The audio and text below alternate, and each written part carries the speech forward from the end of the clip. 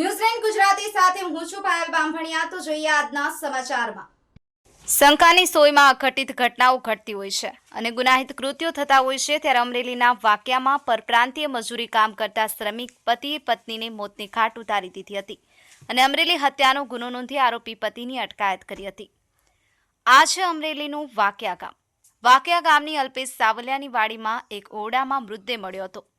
અમરેલીની વાકિયાની વાડીમાં ભાગ્યું ખેતીકામ રાખી અને મજૂરી કામ કરતા સંજય મોહનિયા અને તેમની પત્ની રેખા મોહનિયા પરિવાર સાથે રહેતો હતો અને આજે સવારે 20 વર્ષીય રેખાબેન મોહનિયાનો શંકાસ્પદ હાલતમાં મૃતદેહ મળ્યો હતો।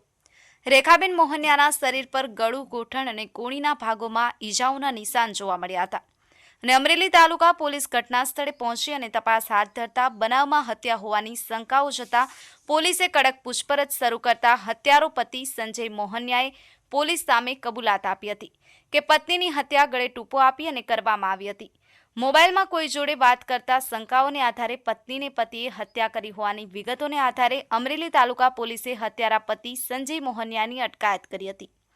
અમરેલી તાલુકા પોલીસ સ્ટેશનના વાકિયા ગામે અલ્પેશભાઈ લાલજીભાઈ સાવલિયાની વાડીમાં મજૂરી કામ કરતા સંજયભાઈ અનેસિંહભાઈ મોહનિયા કે જે મધ્યપ્રદેશના અલીરાજપુર જિલ્લાના ભાભરા તાલુકાના વતની છે, તે પોતાની પત્ની રેખાબેન સાથે ત્યાં આગળ વાડી રહેતા હોય અને 6 તારીખના રોજ રાત્રિના કોઈ શંકા વહેમ બાબતે પોતાની પત્ની સાથે ઝઘડો થતાં તેને માર મારેલ અને ઝઘડો વધી જતાં તેનું ગળું દબાવી મોત નિપજાવેલ, જેનું અમરેલી તાલુકા પોલીસ સ્ટેશનમાં મર્ડરનો ગુનો દાખલ કરવામાં આવેલ છે। હાલમાં આરોપીને અટક કરવામાં આવેલ છે। આગળ તપાસ કાર્યવાહી ચાલુ છે। સર, આજને કોઈ ગુનામાં સંડોવાયેલો કે એવું કંઈ?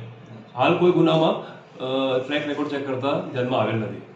શંકાને આધારે મોબાઈલમાં વાત કરતી પત્નીની હત્યા પતિએ કરતા પોલીસે હત્યારા આરોપી પતિ સંજય મોહનિયાની ધરપકડ કરી છે અને મધ્યપ્રદેશના હોવાની વિગતો ડીવાયએસપી ચિરાગ દેસાઈએ જણાવી હતી અને અન્ય કોઈ ગુનામાં હત્યારા પતિની સંડોવણી છે કે નહીં તે દિશામાં તપાસ શરૂ કરી છે। નૌશાદ કાદરી, ન્યૂઝ9 ગુજરાતી, અમરેલી।